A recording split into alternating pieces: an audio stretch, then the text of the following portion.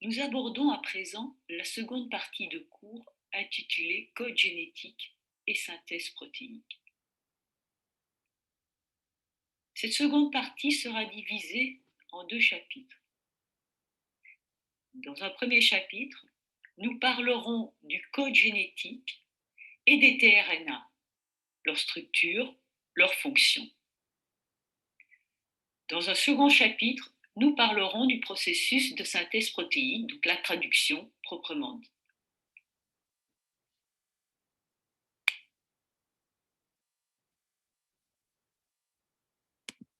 Nous allons à présent aborder la deuxième étape de l'expression génique, la traduction ou synthèse protéique.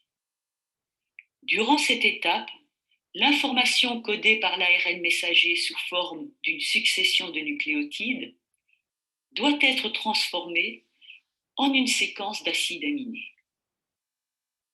Le code génétique décrit les correspondances entre les séquences nucléotidiques et les séquences d'acides aminés de la protéine. Nous allons très rapidement revoir les caractéristiques du code génétique, ainsi que la manière dont est décryptée l'information présente sur l'ARN messager.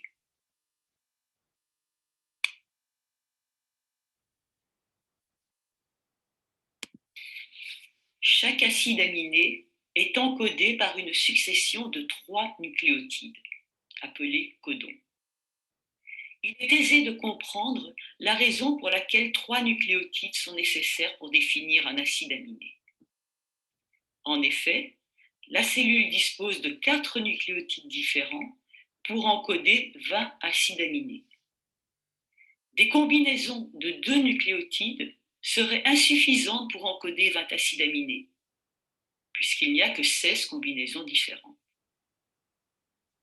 Par contre, les 64 combinaisons de 3 nucléotides permettent largement d'encoder les 20 acides aminés. La lecture de l'information se fait par un processus non chevauchant. La lecture du codon suivant se fait en se décalant à chaque fois de 3 nucléotides.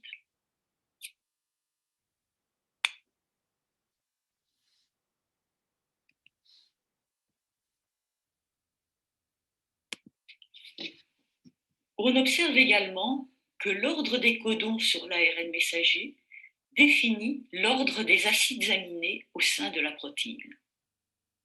Cette collinéarité entre la séquence de l'ARN messager et la séquence en acides aminés de la protéine a été démontrée en analysant chez Escherichia coli des mutants de l'enzyme tryptophane synthétase. Les chercheurs disposaient d'une dizaine de souches bactériennes présentant des mutations au niveau de ce gène. Par l'analyse génétique, ils ont d'abord identifié la position des mutations le long du gène. Ensuite, ils ont analysé les protéines produites par chaque mutant et en particulier, ils ont identifié la position des mutations sur la protéine. Ils ont ainsi observé que les mutations situées du côté 5' du gène affectaient la protéine du côté N-terminal et que les mutations sur la protéine étaient disposées dans le même ordre que les mutations sur le gène.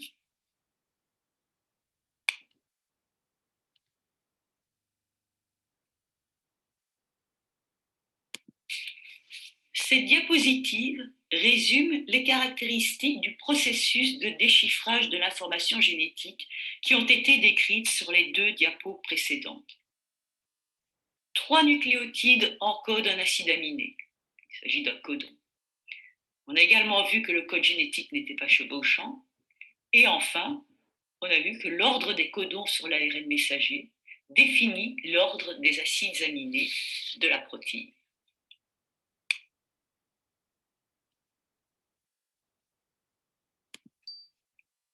Le code génétique a été déchiffré dans les années 1960. Plusieurs chercheurs ont contribué à élucider ce code, notamment Marshall Nirenberg et Gobin-Coramin. Les premières expériences ont été menées de la manière suivante. Des ARN de séquences définies ont été synthétisés in vitro. Ces ARN ont été placés dans un système de traduction in vitro. Ces systèmes de traduction in vitro contiennent toutes les enzymes et les structures nécessaires à la synthèse des protéines. En présence de l'ARN, un peptide est produit dans ce système. Ensuite, le peptide synthétisé est isolé et sa séquence est analysée.